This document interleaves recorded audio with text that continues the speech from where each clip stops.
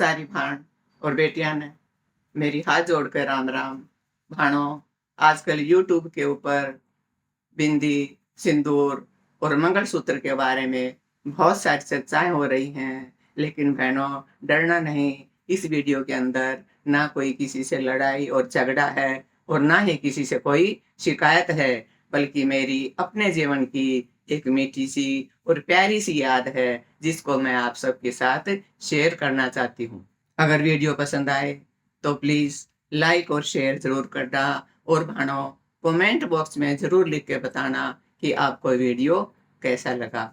भाणों, मैं 11वीं कक्षा में पढ़ती थी, तब मेरी सगाई हो गई थी। और 12वीं कक्षा इंटरमीडिएट का जब एग्जाम दिया तो मेरी शादी हो गई थी। भाणों, उस समय पर लड़कियों की शादी जल्दी कर दिया करते थे।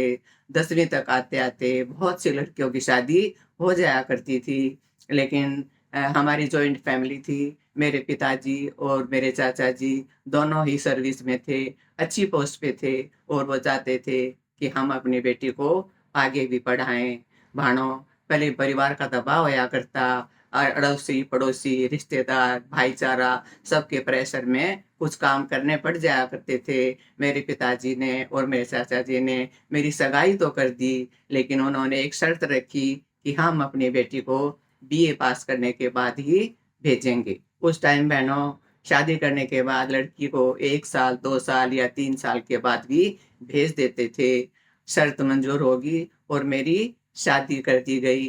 भाणों, मेरे को बहुत ही अच्छा परिवार मिला। मेरे सास ससुर जेठ जिठानी और मेरे पति देव ने मेरे को इतना कोऑपरेट किया कि आगे भी मेरी शिक्षा जारी रही, और मैंने बीएड किया, एमए किया, और उसके बाद मैंने सर्विस भी की। भाणों, मैं आगरा के अंदर श्रीमती भगवती देवी जैन कन्या महाविद्यालय में पढ़ती थी, और हमारे कॉलेज के अंदर सफेद ड्रेस थी, जबकि किसी भी कॉलेज के अंदर ड्रेस नहीं थी।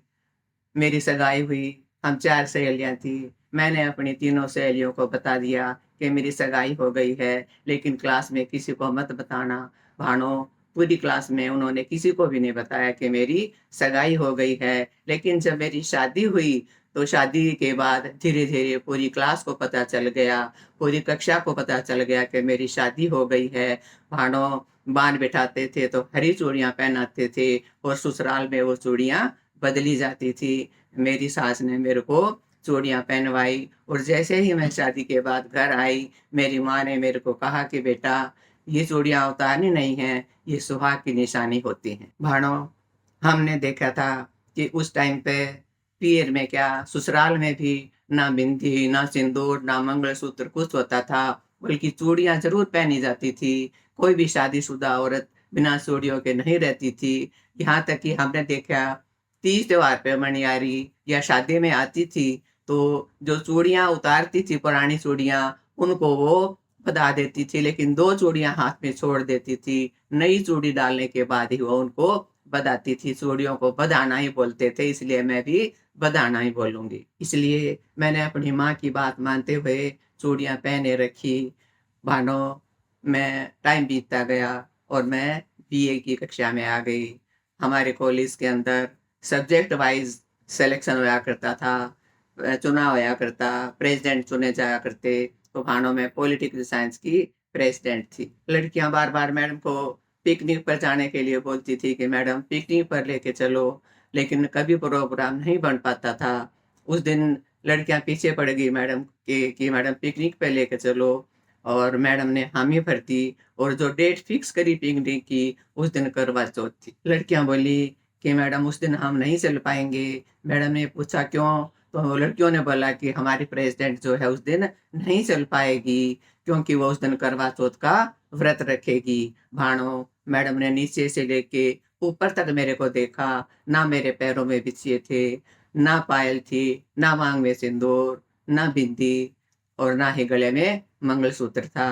मैडम ने मेरे को कहा क्लास के बाद मेरे पास ऑफिस में आना। भाणो, क्लास के बाद मैं मैडम के पास गई।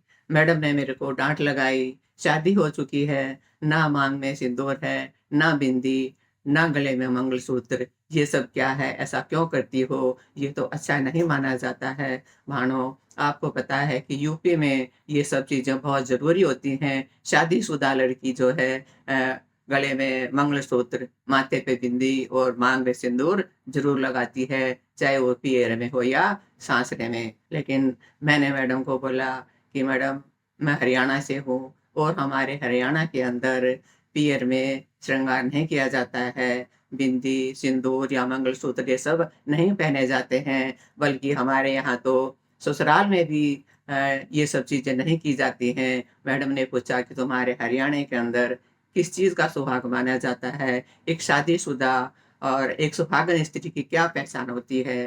तो मैंने बोला मैडम को कि मैडम ये काँच की चूड़ियाँ जो है वो हमारे यहाँ सुहाग की निशानी मानी जाती हैं। हर सुहागन स्त्री को, हर शादीशुदा स्त्री को ये चूड़ियाँ पहननी बहुत ही ज़रूरी होती हैं। मैडम ने बोला लेकिन तुम यहाँ यूपी में रहती हो, हमारे ऑफिस के सामने एक छोटी-सी बगीची थी, उसमें फूल लगे हुए थे। मैडम एक गुलाब का फूल लेके आई, अपने पेन की कैप निकाल कर उससे छोटी-सी बिंदी काटी और बिंदी मेरे माथे पे लगा दी और बोली कि कल से माँग में सिंदूर, माथे पे बिंदी और मंगलसूत्र ज़रूर पहन के आएगी। भानो मैं क्लास में आई, सारी लड़कियाँ खूब खुशी हुई और सबने ताड़ियाँ बजाई। मैं घर आई, मैंने अपनी माँ को सारी बातें बताई और बोला कि माँ मेरे लिए बिंदी ला के देना, नहीं मैडम ने बोला है कि क्लास में नहीं घुसने दूँगी। मानो उस टाइम पे ऐसी बिंदियाँ नहीं होती थी, जो आजकल कटिंग वाली पत्ते पे आती हैं, बल्कि एक शीशी आती थी, जिसके अंदर लिक्विड होता था लाल रंग का और उसके अंदर एक स्टिक होती थी। मेरी माँ वो लिक्विड वाली शीशे मेरे लिए ले आई और अगले दिन कॉलेज जाने से पहले मैंने माथे पे एक छोटी-सी बिंदी लगाई। मैं क्लास में गई तो सारी लड़कियाँ खूब खुश हुई, बोले अच्छा किया तुमने, अब बहुत अच्छा लग रहा है। अगले दिन मैडम ने फिर मेरे को देखा, फिर मेरे को ऑफ़िस में बुलाया, बोले तुमने सिर्फ़ बिंदी लगाई, माँग में सिंदूर या मंगलसूत्र नहीं पहना। मैंने बोला मैडम मैं अपने पिताजी, माताजी के पास रहती हूँ, मुझे ऐसा करते हुए अपने पिताजी से शर्म आती है। मैडम आपके कहने से मैंने बिंदी लगा ली है, लेकिन प्लीज़ सिंदूर मैं नहीं लगा पाऊँगी और मंगलसूत्र तो हमारे यहाँ चढ़ाया ही नहीं जाता है, क्योंकि मानो उस समय शादी में मंगलसूत्र नहीं चढ़ाया जाता था, अभी चढ़ाने लगे हैं। उस टाइम तो कंठी, कलसरी, मटरमाला झालरा ये सब चीज़ें चढ़ाई जाती थी और मानो मेरे को भी ये सब चीज़ें चढ़ी शादी में, लेकिन मंगलसूत्र नहीं था। मैंने मैडम को बोला कि मैडम आपके कहने से मैंने बिंदी लगा ली है, प्लीज़ आप मेरे को माफ़ कर दो, इससे आगे मैं नहीं कर पाऊँगी। भानो मैडम मान गई, बोली चलो ठीक है। भानो उसके बाद मेरे को आदत पड़ गई, नहाने के बाद मैं बिंदी ज़रूर लगाती थी। बिंदी के बिना मैं कभी नहीं रही। अभी थोड़े टाइम से ही मैंने बिंदी लगानी बंद करी है। भानो आपको वीडियो कैसा लगा? प्लीज़ अगर वीडियो अच्छा लगा हो तो लाइक और शेयर ज़रूर करना। वीडियो आपको अच्छा या बुरा जैसा भी लगा हो, प्लीज़ कमेंट बॉक्स में ज़रूर लिख के बताना।